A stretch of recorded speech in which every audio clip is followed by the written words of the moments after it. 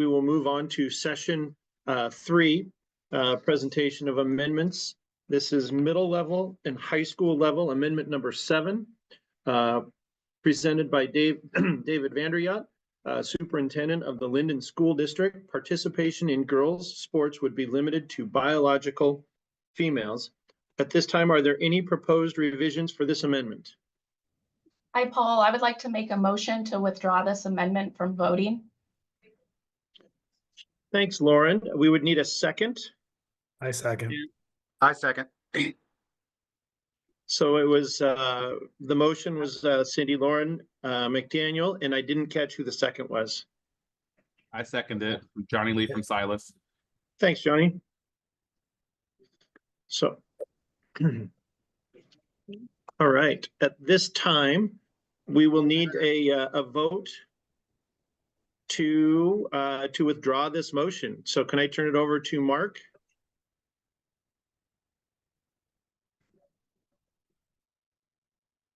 Or do we, let's see, I know that we're voting in I don't see the procedure to vote in the chat. We got a first and second. Yeah, We have the first and second? yes. Yep. Okay. And, So now they have to vote. yep. So- So now we need to take a vote. It's been dropped into the chat for them to vote. Okay, so we do need each of the delegates to vote in the chat. Should there for be this- discussion?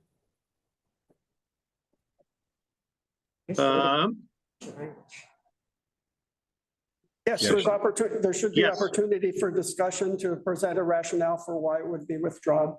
Right. Absolutely. Okay, thank you, Pat. Open for discussion. Please put your questions, if you have a question or a comment, in the chat, and we will have Justin call on you.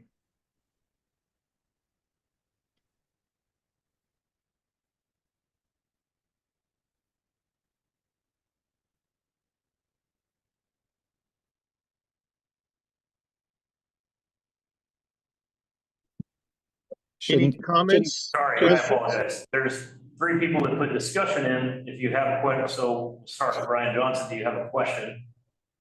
Well, I just was wondering if you were going to follow the parliamentary procedure. You usually ask for discussion after a motion and a second before going to vote. So my question is the why, I guess. Who can explain the why? I don't know if people are going to want to talk about that. Lauren McDaniel? Yeah, I can speak up to that. I made the motion to withdraw it because I believe that it currently violates state law. I don't believe that we should be asked as athletic directors to vote on something that currently violates state law.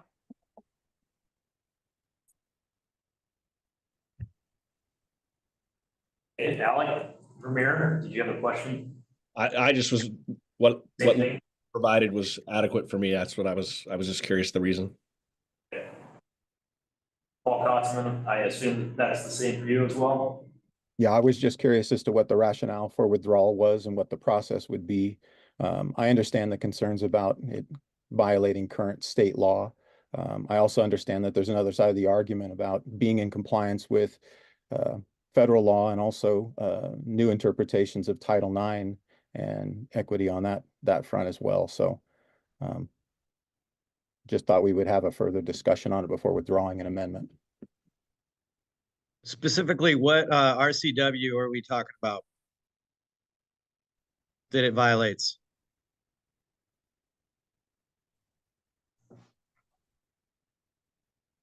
Oh, I'm sorry.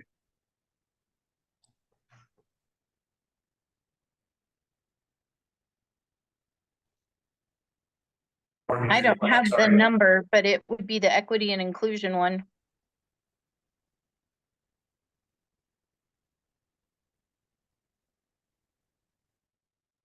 Mark, is your question to the RCW for the withdrawal, just for clarification? I'm sorry I didn't put that in the chat.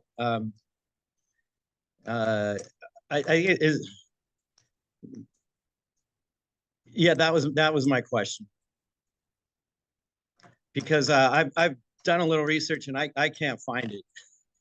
I can find OSPI's interpretation of various state laws pertaining to equity in education, but I can't find any language.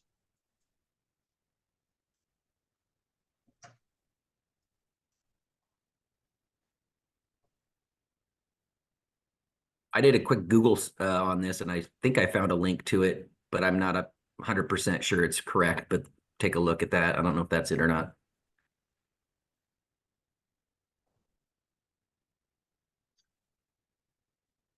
Okay, while people are reviewing that, Cole Canner, you got a question? My question is just, does this have to be voted on today, or can we wait and see how this goes before we start voting at when the actual voting period opens for each one of these amendments?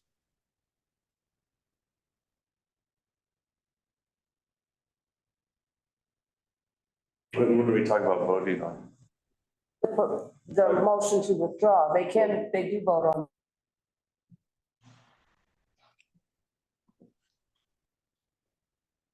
Yeah, this is David VanderYacht, superintendent and the superintendent of the originating school. A couple of questions, happy to respond to other questions. First question would be, it was indicated to me that only the originating school could withdraw a proposal. The second thing is I understand the sensitivity and would request that this body be willing to listen and to hear some of the arguments and rationale for the proposal prior to making a decision whether or not to withdraw. I think that would be another opportunity for you to be able to do that later on. It looks like there has been a question around legal standing, and that is an important question.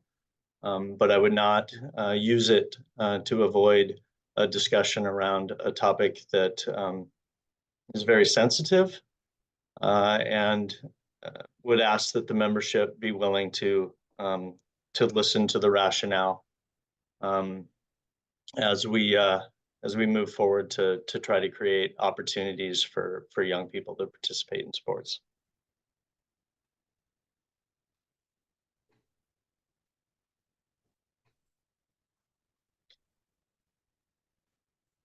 Like myself, many of you are going to be asked to have engaging conversations within your schools and communities with families who are caring for transgender student athletes and athletes with differences in sex development.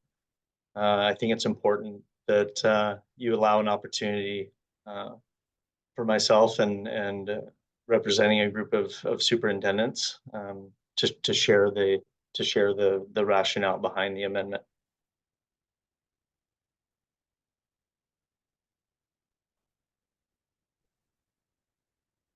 Is there an answer to my question, Justin? I put the WAC out there. It's WAC 392-190-025. I do think that we need to entertain Cole's situation because Cole does make up a great point. We are allowing everyone to technically speak about these amendments. So we have a voting time that is in April, and maybe we should hear David out on his amendment and go from there.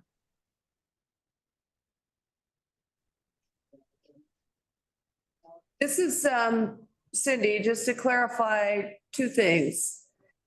Any rep assembly delegate can propose to withdraw an amendment. It has to be seconded. It's not limited to the maker only. It can be done by any rep assembly delegate. Secondly, you will need to vote on that motion today. You can delay it until after you go into breakouts, the full presentation of the amendment and after breakouts, but it will need to be voted on today. Point of clarification, Cindy, is it a simple majority on this motion or is it a super majority vote? 60%. Thank you. The procedure to withdraw is actually on that sheet that you have for amendment procedures, if you want to just look at that to verify.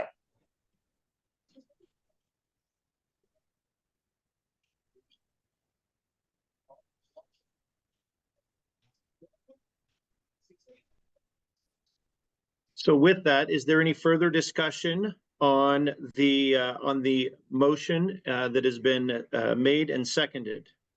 Paul, there is an additional question for Mark Young. My Mark, question is if I'm representing my league in my vote, how am I supposed to vote when I don't know if that would be what my league or who I'm representing wants me to do? Well, Mark, just point of clarification, we are not voting on the amendment itself. All we're doing is, well, for this one, we're voting on whether it stays on the ballot or not. Okay, thank you.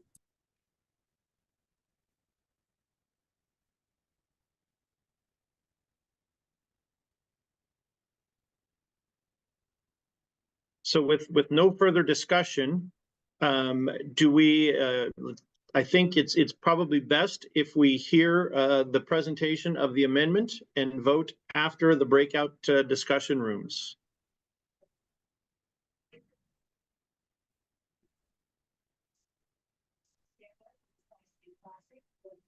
Actually, from a procedural standpoint, if there's been a motion and a second to withdraw, I don't know that there's a requirement that we be presented more information, especially when we've already received the information. I don't understand the purpose of a further discussion. I would add, a number of you may not be familiar with Robert's rules or parliamentary process. There could also be amendments, additional amendments made to allow for the discussion, which would be my request.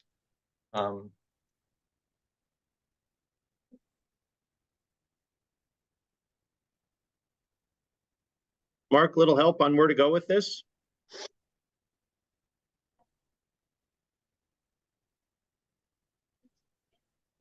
When would we call for the vote? So this amendment, as with all other amendment proposals, would have the opportunity for discussion in the breakout groups. I think the appropriate time for a motion to withdraw would be after that, once everyone's had a chance to hear out this amendment in the same way that we hear out all the other amendments. And then we would need, I understand that the motion to withdraw has already been made and seconded, but I would address it after the discussions have taken place. In other words, we would take a vote after the discussions have taken place. Well, a discussion was opened and did take place from my watching what's happening. Again, if the presentation is not a discussion, if somebody wants to discuss via a presentation of some sort, that would be part of the discussion itself. I don't see a presentation being added. Sorry, let me rephrase that. Presentation was probably not my best choice of words. For discussion in the breakouts, that's what I'm saying, is that every amendment has that opportunity.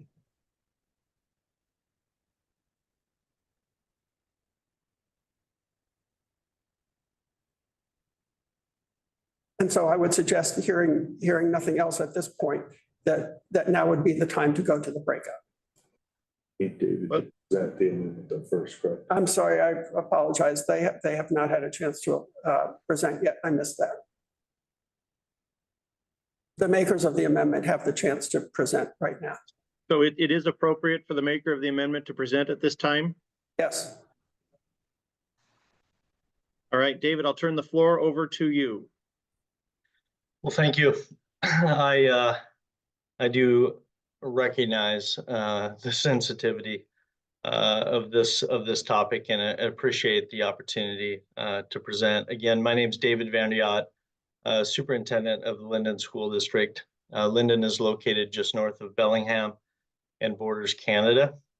We are a one high school district competing in the 2A classification. I grew up in Washington, raised by a single mom. Like many of you, benefited greatly from opportunities offered by school sports and governed by WIAA.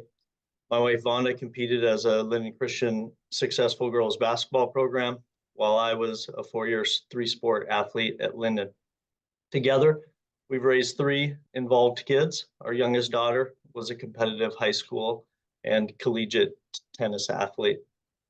So I want to begin with a message of appreciation to the athletic directors and leaders on this call. Thank you for the work you do day in and day out to provide fair and safe and inclusive opportunities for students of Washington. The work you do matters. I want to begin my time with a heartfelt thank you. Our families and communities are stronger because of your work. Gender identity participation in high school sports is a complicated and very sensitive topic. It's multifaceted. It requires us to understand biological and social factors. The debate and discussion often hinges on the balance between inclusion and fairness in athletic competition. Sensitivity requiring empathy and understanding is warranted due to the small, vulnerable population of our gender diverse students. Some background and context. As mentioned, Lynden competes in the 2A division. On the Friday night, prior to the 2A state championship, 2A state track and field championship this past May, I received a phone call from our high school principal sharing that Lynden has a student athlete that is participating in the girls 400-meter final. It is likely, he stated, it is likely the final will be won by a transgender female student athlete. There is energy among families and at the track meet. He also added to the complexity that it is that Lynden and the school for which the student athlete competes are both in line for potential state championships. Saturday's event occurred, and as was anticipated, the transgender female athlete won the race, earning 10 points for her team score, which that school eventually went on and won the 2A track and field girls state championship. Lynden claimed third place. Energy surfaced among our parents and student athletes and citizens. The elected officials, our school board, received testimony, was dignified. It understood the sensitivity of it. Most of the testimony focused on the argument that there are biological differences between males and females. Those differences aren't better than others, but what does happen in sports is that male biology results in a physiological advantage many times.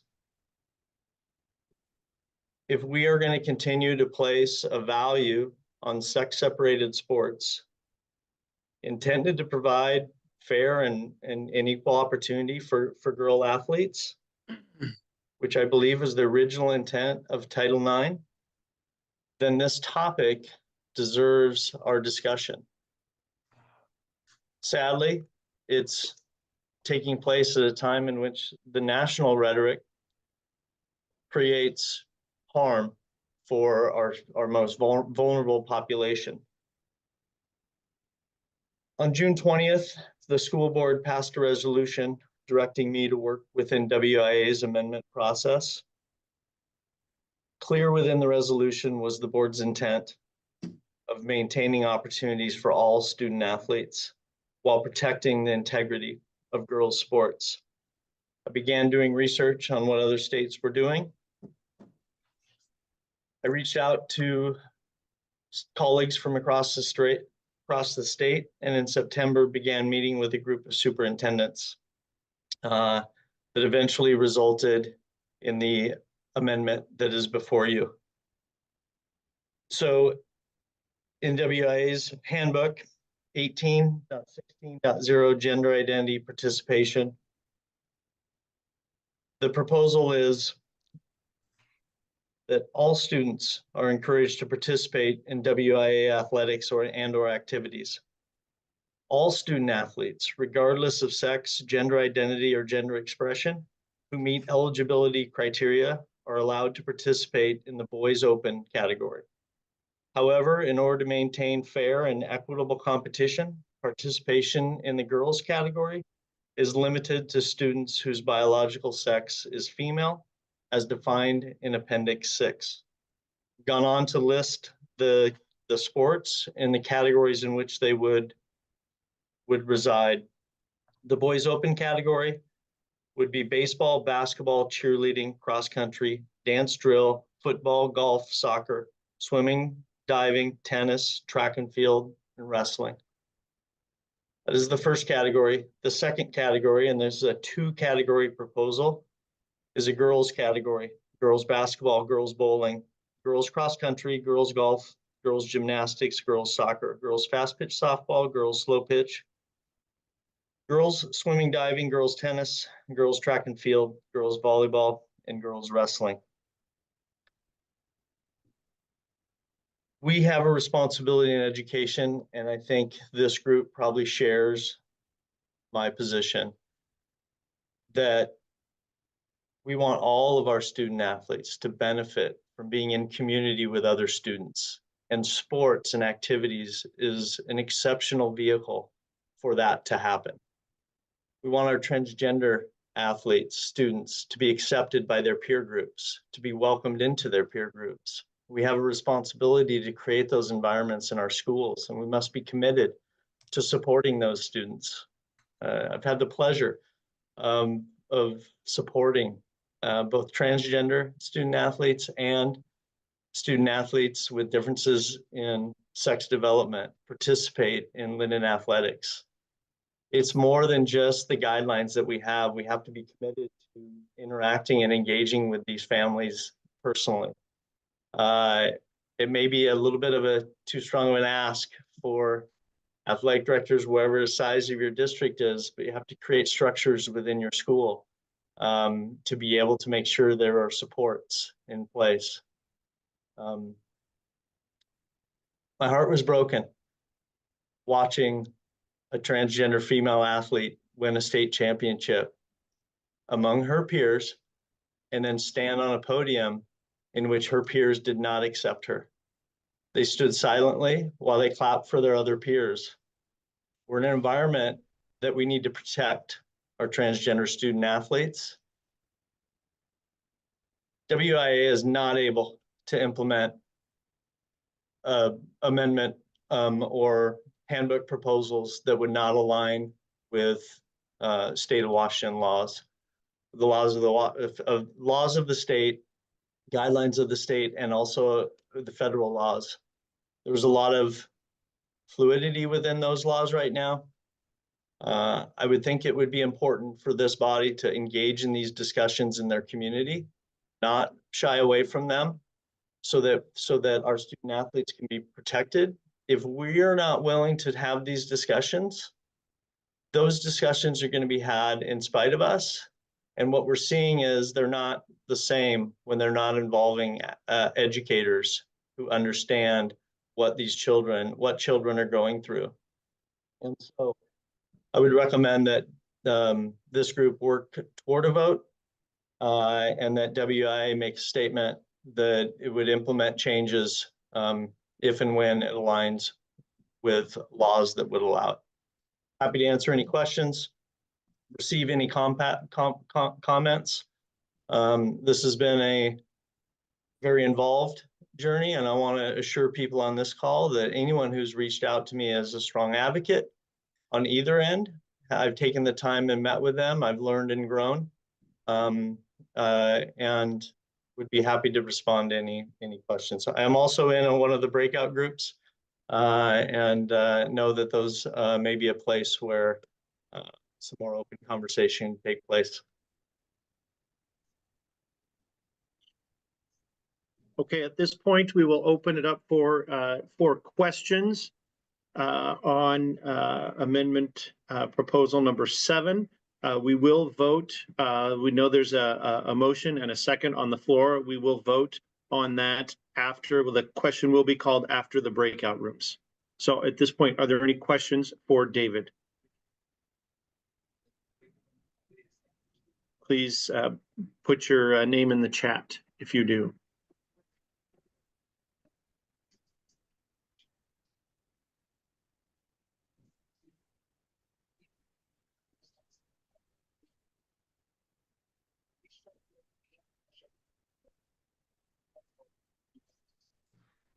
Davis, question?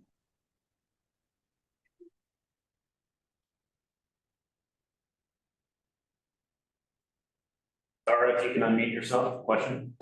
There we go. Thank you. I appreciate that. And David, thank you for that presentation. This is a tough discussion, a tough topic, and I know it's hard for your community and your families to go through that. So I really appreciate you not only sharing the perspective, but also the experience. We're in a space right now where it's difficult to really maneuver through these topics. And so I just wanted to not so much as pose a question, but just say thank you for presenting that, because this is difficult. Tara, that means a lot coming from you. I appreciate that.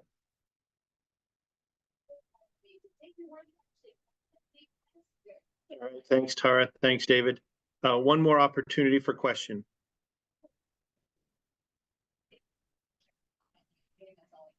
I will add, when we started meeting as a superintendent group, there were 21 of us on the original call. It ended up that there were 13 other school districts that signed on. You know, many people like to characterize groups that are kind of engaged in this work in certain ways, and one of the descriptions is rural. And I know there are some connotations associated with that, and I just want to defend a little bit of rural. There can be a more narrow perspective of thinking, but also athletics becomes really important in rural communities. I think the WIAA probably recognizes that at its state tournaments with rural communities and the attendance at those events. So I just wanted to share a thanks to Steve Quick with Okanagan and other superintendents who's been working on this alongside of me.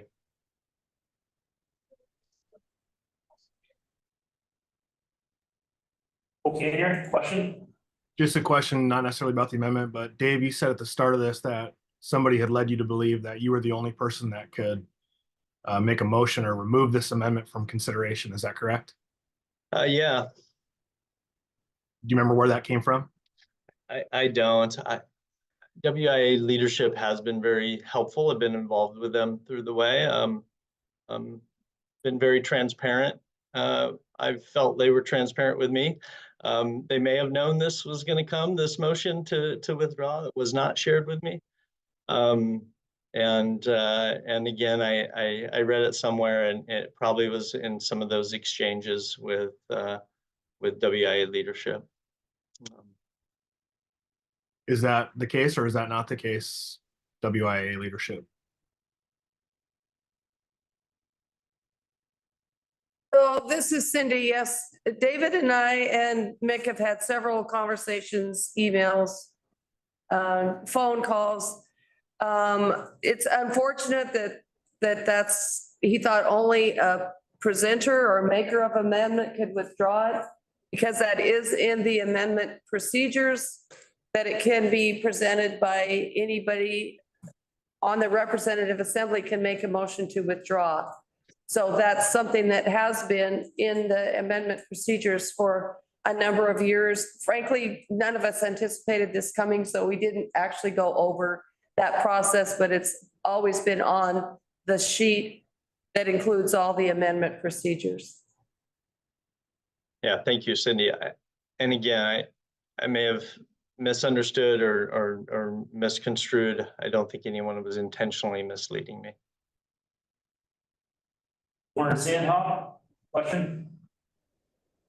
When David spoke, he alluded to that the amendment, if it passed, could allow for implementation if and when our state laws change. Is that true? And if so, what would have to be in the amendment to make that clarifying versus, I guess it's written that all amendments would take effect on August 1st unless otherwise noted? Yeah, in review with our legal team, their recommendation is the association would not implement anything that they deem to be unlawful for a variety of reasons. If an amendment was passed and not implemented because at the time of August 1st, it wasn't deemed to be legal, it would be still available for implementation when and if it became legal. So I don't know if that fully answers your question, Lauren, but essentially if this amendment was deemed to not be in compliance with the Washington Law Against Discrimination or any other RCWs related to public schools specifically, and it was passed, when and if it was legal, then the board would have the ability with the current rules to implement at that time, according to the most recent legal review. And Mick, it was under my understanding that it was a recommendation by legal team to allow the amendments to play out through this process so that that particular thing could happen, if in fact it does. They felt that it would allow for the best opportunity if that was the will of the membership to implement. Recognize that there has been fear of among athletic directors, and I think I hear from superintendents too, that somehow by supporting an amendment that there would be some legal liability toward themselves or their school districts, and the fears of that. We've worked with our legal counsel to ensure that that is not the case. And so again, we delegate authority to the WIAA and would follow the rules and the guidelines that the WIAA implements.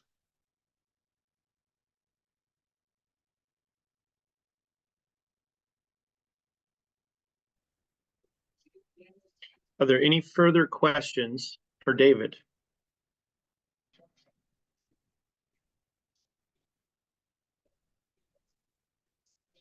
Okay. Thank you, David. Thank you to all who navigated your way through that. At this time, with no further questions on proposed amendment number 7, we'll move on to proposed amendment number 8, middle level high school level number 8, presented by Russ Watterman, athletic director from Eastmont High School. Athletic programs would be offered separately for boys, girls, and an open division for all interested students. At this point, I will ask if there are any proposed revisions to this amendment. Hi, Paul. I'd like to make a motion to withdraw.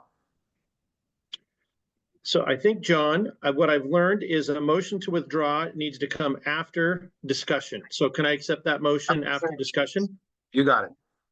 Is that correct, parliamentary procedure, Mark? Yes. Okay, thank you. I don't want to make the make an error twice. So thank you. We will revisit that. But at this point, are there any proposed revisions? Hearing none, I will turn the floor over to Russ Watterman. Thank you, Paul. Rep Assembly, I'd have to say that David did a great job of expanding on the current issue that's going on across our country and in Washington State. I'm not going to belabor the facts that he has already presented and review those. They are similar to this amendment that comes forward on behalf of the Eastmont School Board of Directors and our superintendent. Unfortunately, our superintendent retired due to some family issues. And as we all know, AD stands for another duty. So it fell onto my desk to present here today. So I will do the best I can. The difference between Amendment 7 and Amendment 8 is that the Eastmont School Board is proposing that there is an open category for those that are going to compete outside of their assigned gender in accordance to what our appendixes are in our current handbook. So that would mean that a transgender boy would compete in an open division, a transgender girl would compete in an open division. So that's the difference between those two amendments. The rationale, again, for the amendment, David eloquently said, again, I'm not going to rehash that for this group. I think it was a healthy and robust discussion that happened with the membership, and that is the end of my presentation.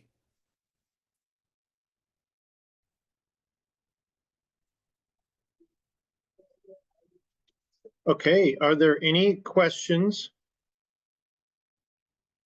for Russ?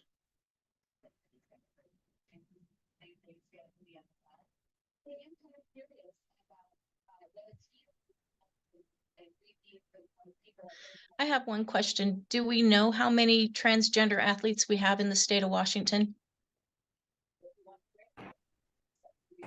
That is not a demographic that is, we don't track demographics, so we do not. Thank you.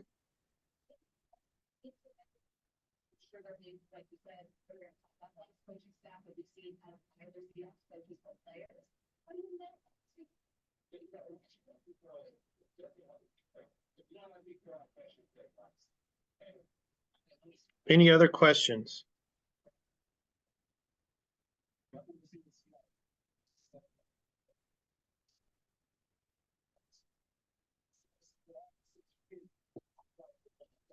Okay, hearing none, I do believe that we are almost ready to go into discussion. Although, did I hear correctly about a proposed revision on number 7? Cindy, can you clarify?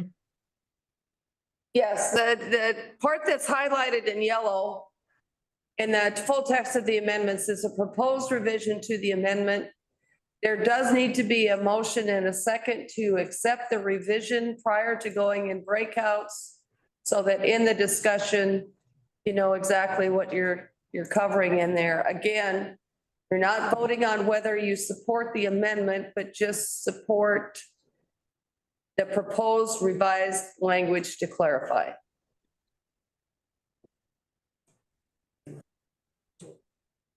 Language was submitted by the And that proposed revision was submitted by Mr. VanderYacht, the maker, original submitter of the amendment. Today we have a motion to accept by Sam Corsland in the chat, and a second by Jeff James.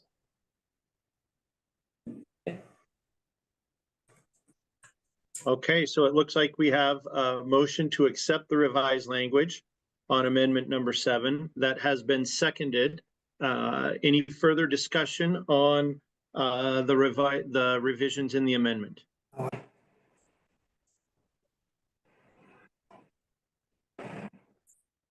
I need to rule on whether or not it changes the intent, and it does not.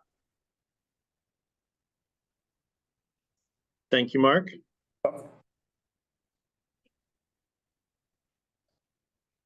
All right, so if I'm correct, this, Cindy, we do vote on at this time before we go into discussion? Correct. So hearing no further question or no further discussion, I will call for the question, and at this time open voting in the Google sheet that is available in the chat. So you'll see proposed revised language to middle level number 7. I will offer a opportunity to vote there, so please do go into the sheet and vote. And again, procedurally, after this, we will enter into discussion. We'll have feedback, and then we will act on the motion to withdraw, and then revisit any other motions at that time. Real quick point of clarity, sorry to interrupt. Some of us were in breakout rooms, so I don't know what we're voting on. We just got back.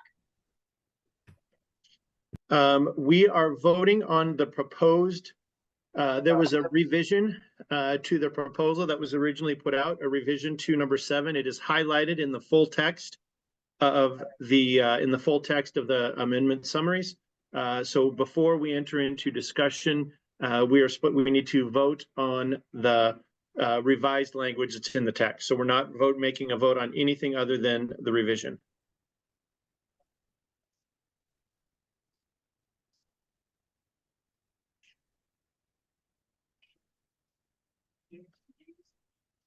I think we still need about a third of you to go in and vote on the proposal. Okay. All we're past the needed votes, the yes votes. Okay, so we are now past.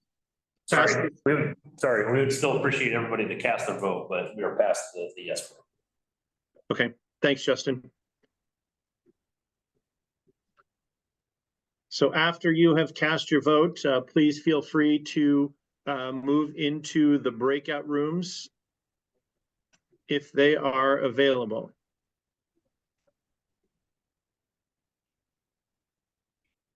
and it looks like the breakout rooms are available. So thank you all for your time on that, and we will resume in about 20 minutes. We'll resume at 10:46. Thank you. Hey, Paul. Yes, sir. Hey, is the purpose of this to decide whether or not to move the amendment forward or not? I think that can be part of the discussion, certainly. Okay. All right. Thank you. Thanks, moderators. Okay, welcome back, everybody, and thank you for your time and discussion. I think for clarity, I'm going to kind of outline the steps that we're going to take during this open session. So before we get into anything, the first thing I'll do is ask for a report back from the breakout groups, a brief report, any new information, knowing full well that we have a motion and a second on the floor. So once we have our reports back from our breakout rooms, then we will address the motion on the floor, and then open it up for any additional motions for anything else. So at this time, I will ask for any feedback. Please put your name, any questions, anything you wish to share from your breakout rooms. Put your name in the chat, and I'll have Justin moderate that. So at this point, any feedback from our breakout rooms?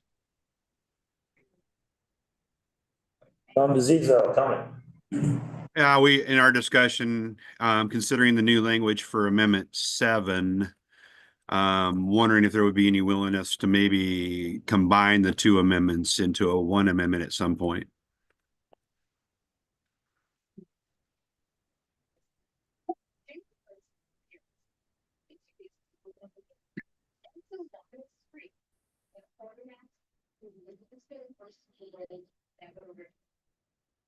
This week too. Yeah.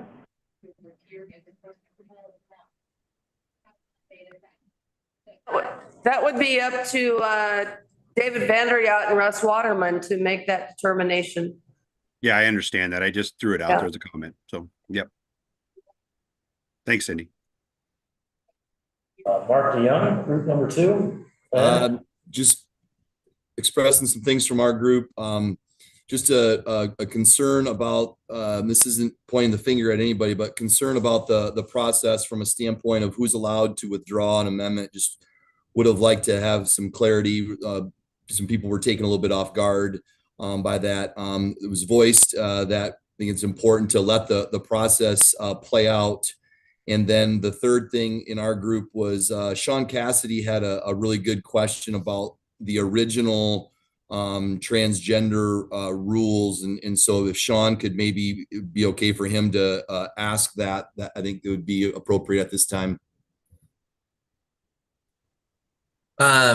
My question is around historical background, and if someone could share on transgender athletics about what kind of precedent or legal case set up our current practice in Washington State, just to kind of help everybody understand the situation. Thanks. Yeah, our understanding is when the Washington law against discrimination was brought in, that the guidance put forth by OSPI and from the state was students being allowed to compete as they identify. And so that rule has, in law, as far as we know, has had very little modification to it over the years. The current Washington law against discrimination speaks specifically to gender identity within it, and there's some RCWs specific to schools. So that's really the extent of the history that I'm aware of, unless Justin. The toolkit has some detail to it that you may want to reference as well.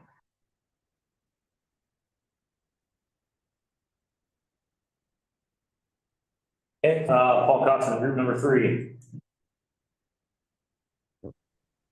Yeah, far-ranging discussion and debate. I would say there wasn't a lot of consensus as to what to do next, from whether the amendment should be put forth for a vote, whether it should be withdrawn, whether it should be tabled. I think there were comments and support for all of those. Some issues were taking something that may be against the WIAA back to a district or a league to vote on. There was some discussion on what the WIAA actually means and the discussion around gender versus sex, the federal cases that are pending in Connecticut and elsewhere, the Title IX interpretation and possible change to it. There was discussion on allowing the process to go forward and seeing how the membership vote, understanding that the WIAA will not enact any amendment or any rule change that is in violation of state law. It's a very difficult issue. It's a very, very contentious issue, not just in the state of Washington, but throughout the country. There was discussion on what the open division would mean for Amendment number 8 and how it would be difficult for teams to qualify and enough teams to generate a state tournament. I think that was about it.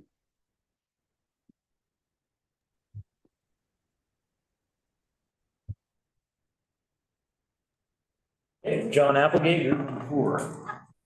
Some of the similar things Paul just mentioned were in Group 4. We did have the privilege of having David join us in our breakout and was answered some questions and really thoughtful answers and a little more detail of the process. So a lot of the same things that Paul said were part of our discussion, but I just wanted to make sure I recognized David and thanked him in front of this group for broadening our discussion within our group. I thought that was really helpful.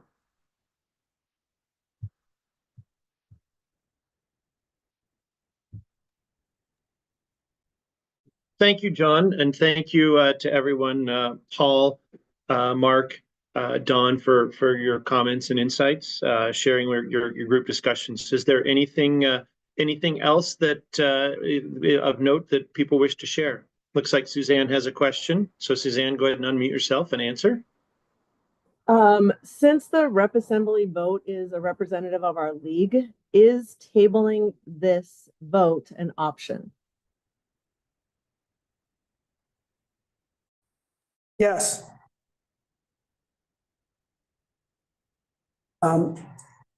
We had quite a discussion.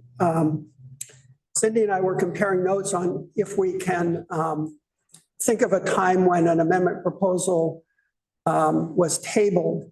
And I can think of a really important one that was in the early 90s, which was diversity. And to make a very long story short, it ended up requiring diversity action to be taken by some districts more so than others. So I promised Mike Colbreeze that I would work on something for the next year. And so we tabled that initial amendment. So the topic was still live, essentially. And a year later, what I wrote was what's goal number 10 in the handbook to encourage and promote the diversity of its membership at all levels of the association. Boom. I'm really glad that you mentioned the tabling, because I think that we get so focused on these amendments. Part of this process sometimes reveals that we're not there yet in an amendment. And that's a time you can either withdraw and redo the whole thing. You can table either one. You can always come back next year with this feedback. I will say that most of the time in my 21 years in the Rep Assembly, which were 86 to 2006, if anyone got more information, understood their amendment was not as strong as they wanted it to be, almost always they still submitted it for consideration to the Assembly because they wanted to know, was it 0 to 35 or was it 17 to 18? In other words, they wanted to get a sense of the Assembly. So yes, an amendment can be tabled, amendment can be withdrawn.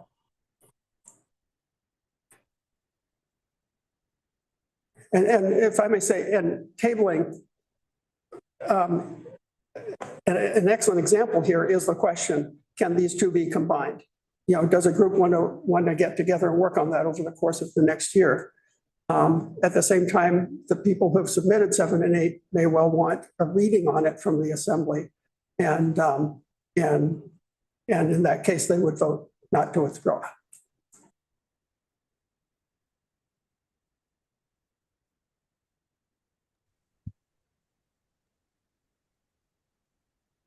since this Bob Stanley from Davis High School, I was gonna make a motion to table, but I'm not on Rep Assembly. I'm a guest here, so I'm gonna just my thought is if they're gonna call for a question, have the Rep Assembly members vote to remove an amendment, I think that maybe these representatives need to be heard from their districts and leagues if they're gonna vote in a certain direction.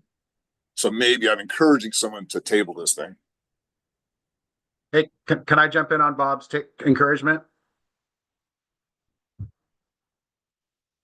Go ahead, John. I would move to amend the motion to withdraw to motion to table and apply the same motion to Amendment 8. I second Johnny.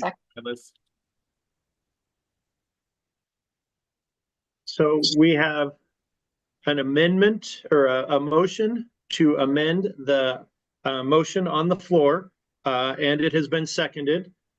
Before I open it for discussion, I'm just going to double check with our parliamentarian and make sure we're following the correct procedure to open it up for discussion. Mark? Is this number 7? We can focus on 7 first. 7 first. Should we keep them separate? Yes. Okay. So we'll stick to 7 and then we'll move to 8. You okay with that, John? Yep, absolutely. Seconders, you okay with that? Yes. Okay. I will open it up for discussion then. Anyone, looks like Shane has a question. Thanks for putting that in there. Shane, we'll go to your question first, and then I'll turn it over to Justin to facilitate the discussion on the amendment to the amendment. The amendment to the motion. I know Suzanne had put in there clarification. Suzanne, was your clarification not necessarily table the amendments to next year, but table the vote until clarification could be made? Is that what you were asking? That is my question. What does tabling mean? My thought was we're tabling until we get a chance to go back and talk with our league. Are we tabling this until next rep assembly, next amendment cycle?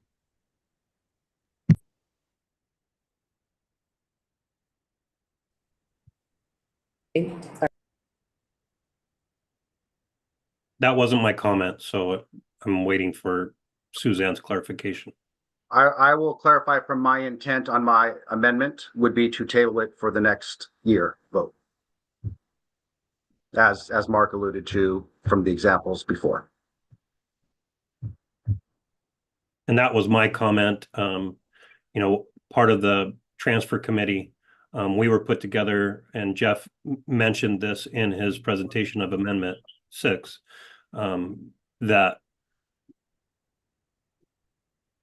an amendment was put forward that clearly wouldn't have been a very thought out and clean amendment for transfer, and the amendment was tabled so that a lot of work could be put into making it what was a clear and understandable amendment. I think that John's amendment to table this for more clarity as we move forward in this year.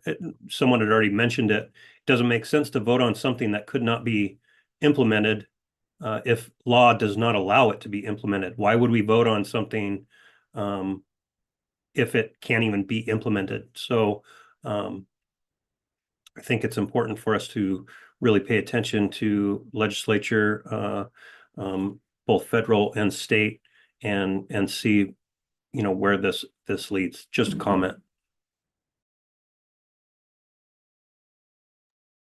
Hey, just for clarification purposes, folks, my intent to nudge someone to make that motion was not to move it to the next year. I was just talking about the vote to remove it from this discussion. I mean, remove it from this year's amendments.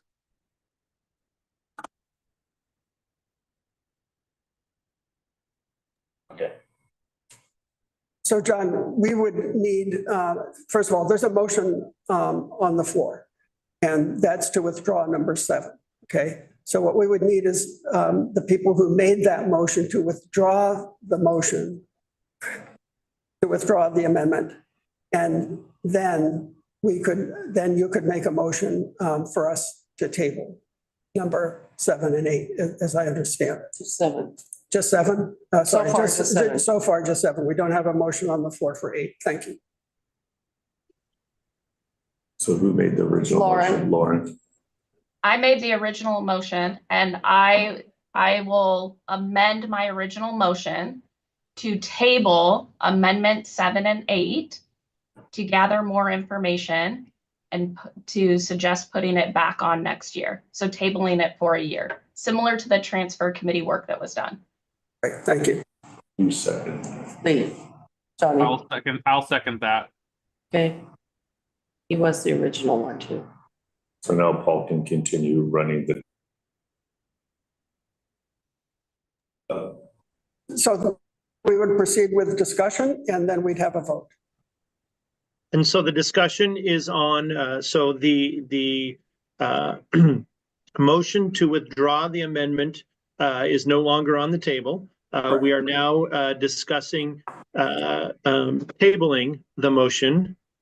And it looks like we have a couple of questions in the chat. So I'm going to let Justin facilitate that. So David VanderYacht, if you want to comment. Yeah, just a couple comments. First, I wonder a question about the tabling of the transfer language. When along that process did that happen? I do have a concern about withdrawing and tabling the proposed amendments prior to the April Representative Assembly.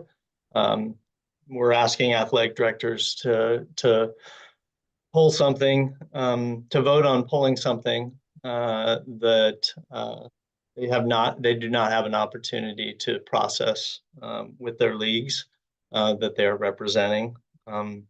And so my request or comment would be consideration of allowing the process to run, because the General Assembly will have an opportunity to make amendments. My assumption is there may be another opportunity to either table or just strike down through vote the proposed amendment. So question there, when did the transfer one get tabled? And just a comment about recommending that we not put our athletic director, our representative athletic directors in a position to pull an amendment prior to the opportunity.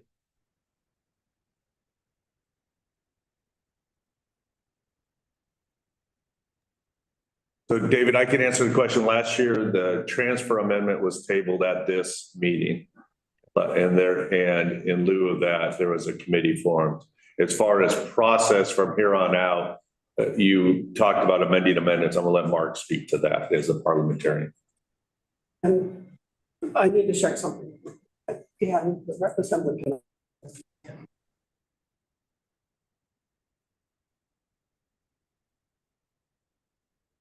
Sorry. Okay.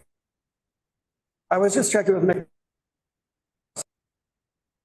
Assembly. One of its powers is to direct the executive board to create a committee. And so that's an option that this assembly has. I just want to make sure that everyone knows that that option is available.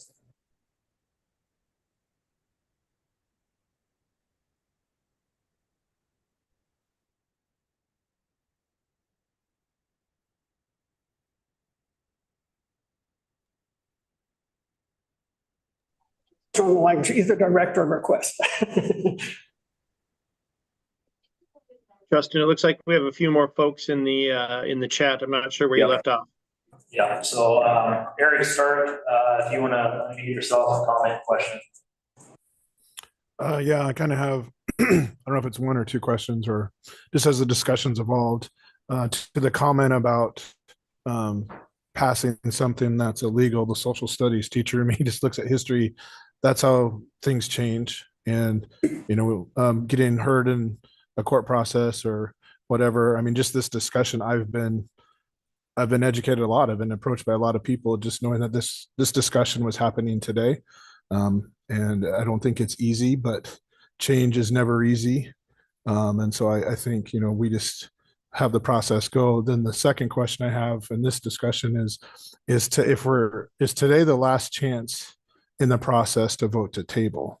Because I've been involved with this before and things have been voted down in April, and then the things that were just discussed, the WIA thought, well, it was a really good issue, and they created a committee and they looked into it. So if the thing is that I feel like it's been really healthy that we are having these discussions, even though this is a very difficult topic right now. It's very popular right now, but I just don't, I guess for me, it's been enlightening, and I don't want to just push that aside because it's uncomfortable. That's how our country has grown, and we're not perfect. So I guess the social studies teacher in me just wants to know, if we table it, can we table it later, or can we just keep going through the process? Because people want to table it, they're going to vote no in April. That's tabling it as well, and it can be resubmitted next year. So I'm not sure what we gain other than maybe just not having some of the hard conversations right now. That's been, so far for me, has been very good and enlightening, and just to feel where people are in my area on things and think about things that I've never even thought of before.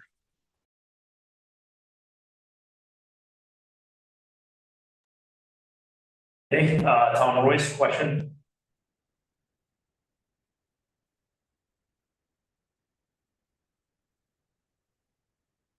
Tom, if you can unmute yourself, a question? Yeah, I just didn't understand the difference between removing it and tabling it, because it does exactly the same thing. Why do we have to change them? You're correct that it has the same effect.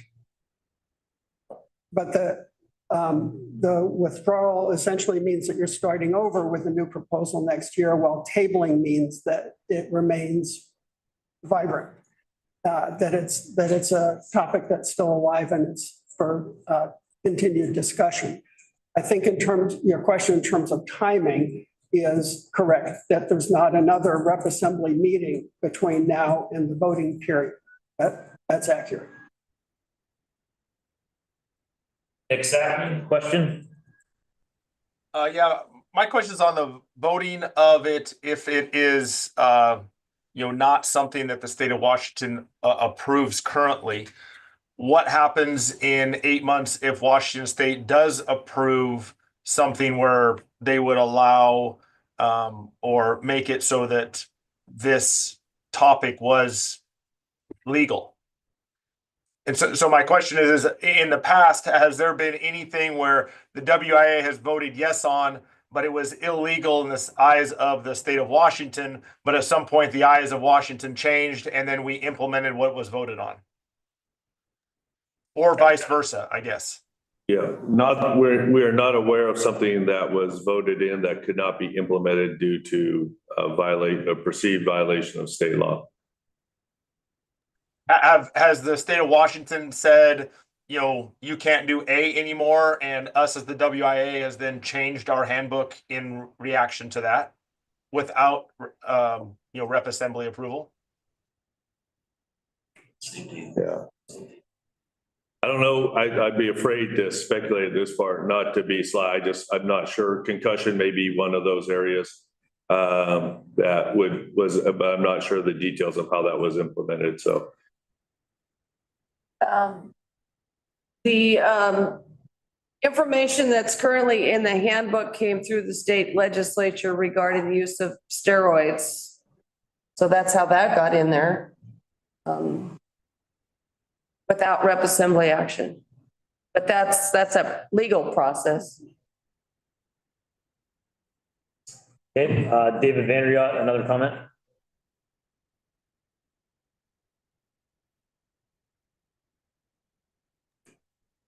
You don't have lots to say, but no, that was a repeat. I thought we were moving on. Again, reiterating, I think it's important that the governing body of WIA be willing to have these discussions in their community. I think those that were in breakout room 4 hear this in Eric Stark's voice as well. We need to have this discussion in order to protect transgender student athletes and protect integrity of girls sports. If we don't have it, it's going to be had anyway. And it's not going to be done by educators who have the interests of students at their heart. Attic, question? Yeah, I understood in the idea of tabling to be going back to our league so we could have that conversation and then have a vote, within a few weeks or a month or something like that. Is that timeline feasible so that it could be tabled and then brought to a question? And then before the voting in a couple of months, or would that be a next year thing? I've been giving this question a little bit more thought here. Withdrawal means you're starting over. It means you're starting with a new amendment form next year and going through the whole amendment process. Tabling also takes some time, and this also would carry over into next year.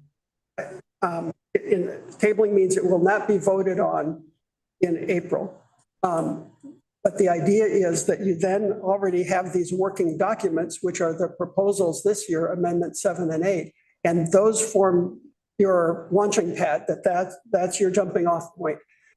Coming back to it some months later, say if there is a committee that's looking at them, they may say we're starting over completely.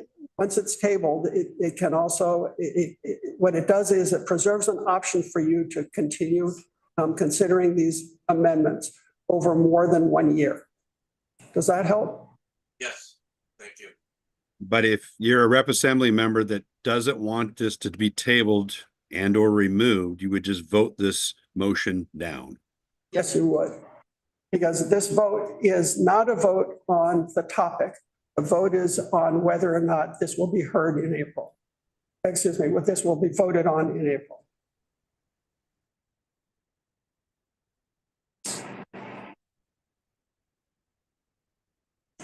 All right, Paul Kosman, transfer rule amendment tabling question. Yeah, and just to comment, I appreciate Eric bringing on up that uncomfortable discussions and uncomfortable questions are oftentimes the only way we lead, or only ways that lead to change for good. And the transfer and also the tabling versus withdrawing, I believe those are both the same thing in this, that it'll end further discussion that needs to be had on these two amendments with our respective communities and leagues and districts. Then the question I had regarding the transfer rule amendment and the tabling is, when that happened, did the originators of the amendment agree to table it and refer it to committee, or was that done by this body regardless of their opinion? Yeah, as I recall, the originators of it were the board, and a committee was formed in response. I see Jeff has a hand up. Maybe he has better recall. So, Paul, last year I presented the transfer amendment, and during the presentation of the transfer amendment, I actually made the motion to withdraw the amendment and instead have the Representative Assembly put the committee together to study it with the idea that we would bring an amendment forward this year. So it was, because it was the executive board, it was actually during that presentation where that ended up happening. And does that answer your question? That does, and it makes perfect sense. And I think that's kind of an internal decision to table withdraw the amendment, whereas this one is coming from external forces that want to limit the discussion or eliminate the discussion before it even takes place. Is that correct in my assumption? Or characterization of how things happen? The executive board and yourself were fine with the tabling of the amendment, referring it to committee? If we're talking specifically about last year, there was, yes, if I remember correctly, there was a discussion at the executive board level. Part of what we heard leading up to this particular meeting a year ago was a great deal of concern about the amendment that was put forward in October of 23.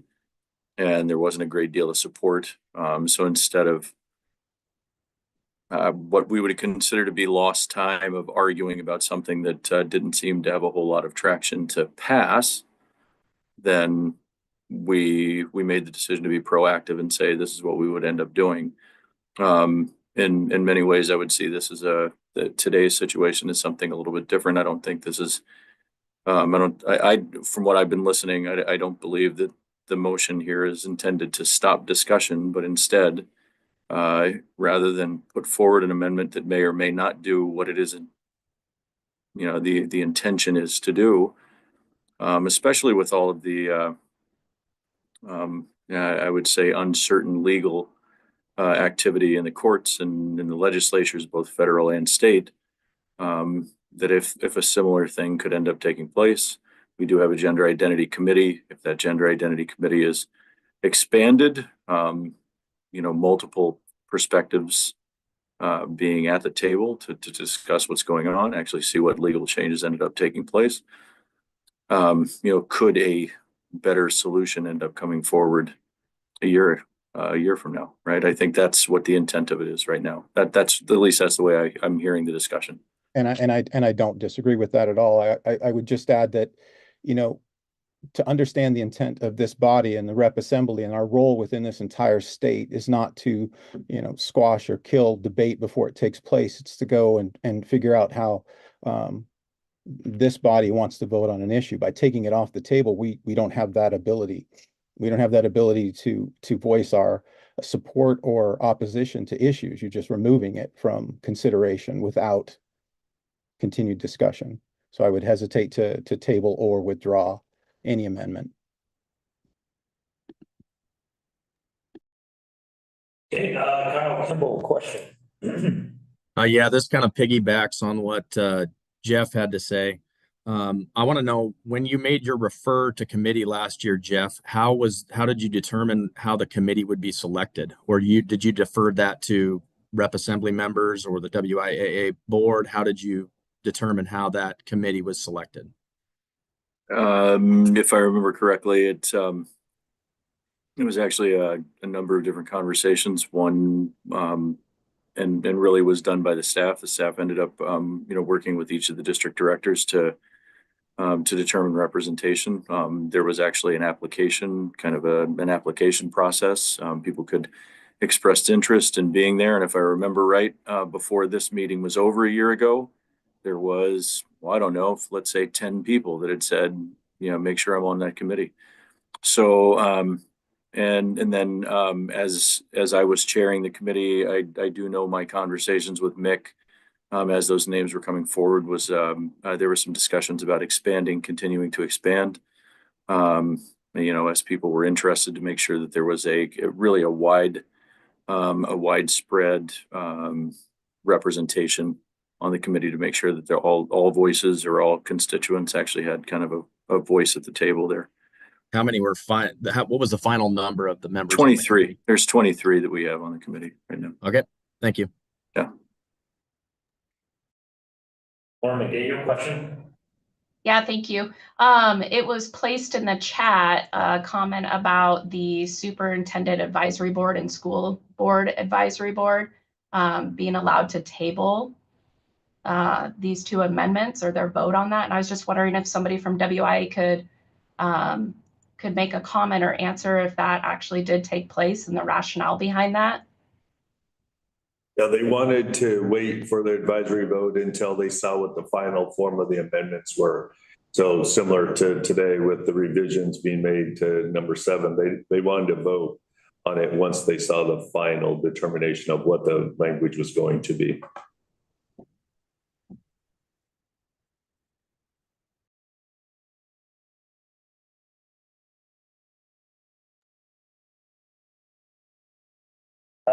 VanderYacht, comment?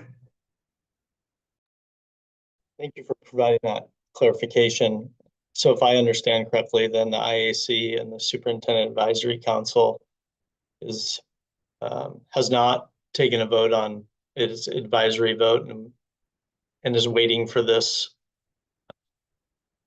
session to conclude so that they understood the final language of the proposals.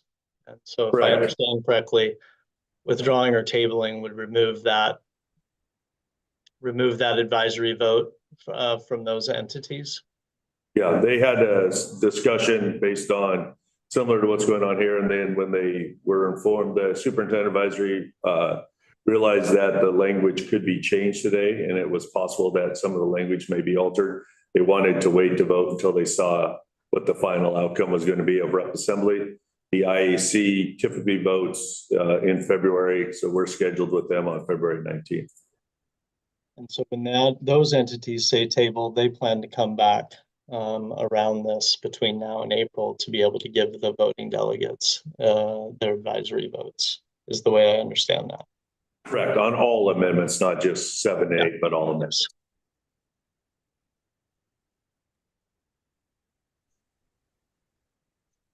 Okay, Paul, I'm no longer seeing any additional questions or comments.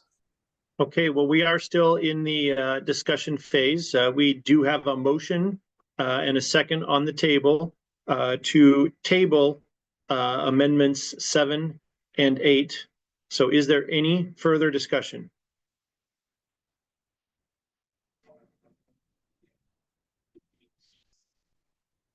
We do a roll call. Should we do a roll call?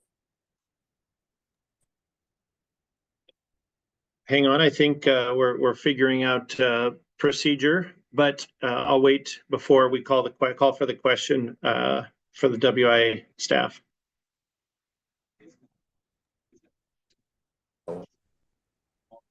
Yeah. We're ready for you to vote. Yeah. Okay, at this time, I will call for the question and open it up to voting on the Google Sheet that was in the chat. You can see that I think we need to adjust the title because the motion was amended to table 7 and 8. I don't know if somebody has the ability to edit that, but it was 7 and 8 that we're voting for. And so once that change has been made, please cast your vote in the Google Sheet. They already voted. Just want to clarify as well, right, in the voting, because we had a couple of people that did not vote. If you do not vote, that'll be counted as a no vote as well, just to be clear in the voting process.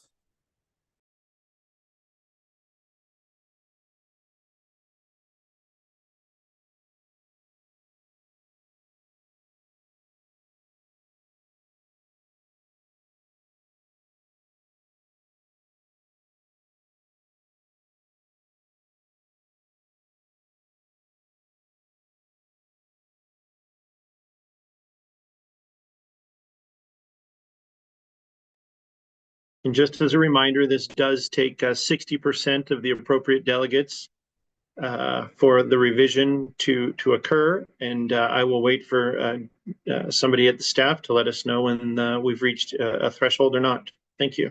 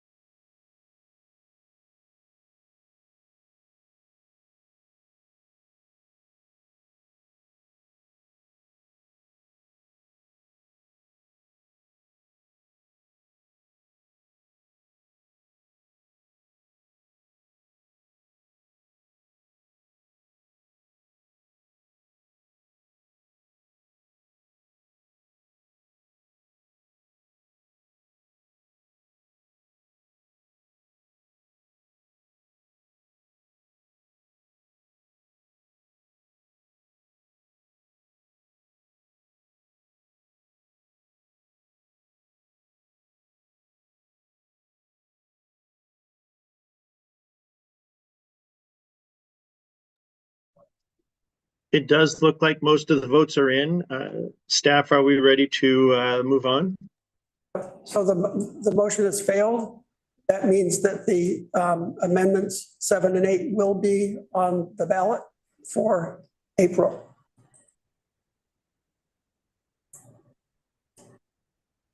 So I believe that is correct. And we have had our presentation of the amendments. We've had discussion. A motion was put forth and voted, and the vote was failed. And so I think we are ready to move on to our fourth session of presentations and discussion. Is that correct?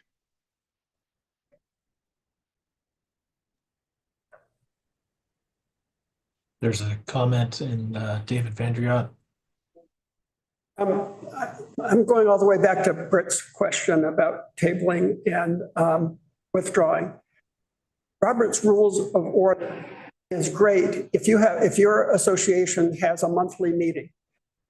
Think of it this way. If you're meeting 12 times a year, every month, and you have a proposal that isn't there yet, you can table it from one meeting to the next, okay?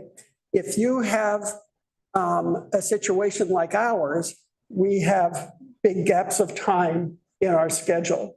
And we, in a sense, have to do our best with that. And so I think, with the withdrawal, as I said before, you're starting from scratch. But if you picture this in a monthly meeting, tabling, the effect, even there are many associations that use Robert's Rules of Order for meetings that happen only once a year. But then tabling and withdrawing are very close to being the same thing. But the more opportunities you have, it's a structural thing. So I just want you to know I'm doing my best to be flexible, and especially I appreciate what someone said earlier about making sure that everyone is heard and that everyone has a chance for input, and that we not administer Robert's rules in any way that would ever quash discussion. Thank you.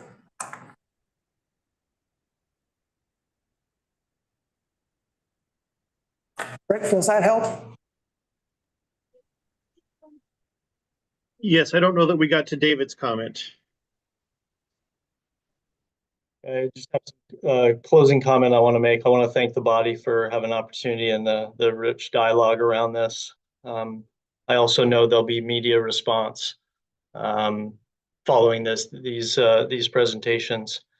This is really about inclusivity of transgender student athletes in sports. We want all students to participate in sports, and also protecting the integrity and fairness in girls' sports. I want to encourage the body to educate themselves on ways in which we support our marginalized populations. The Human Rights Campaign and the Washington State Commission on LGBTQ+ have resources. I would encourage you to work with administrators and communicate directly with families of transgender student athletes. And so there are no, making sure that we have a responsibility to support all of our student athletes. So I finish with a thank you to the body for a willingness to engage in a very challenging and difficult topic. And I wish you well in the rest of your day. Hey, Paul, before we go on to the last two sessions, we're going to go ahead and take a 15-minute break. So it's 11:30 right now. We'll continue with the fourth session at 11:45. That sounds great, Kathy. Thank you. Everybody take a little break after that. And I want to thank David for just his closing comments. And I think that's a nice way to put a wrap on this conversation for now. So thank you, and we will see you all in 15 minutes, 11:45.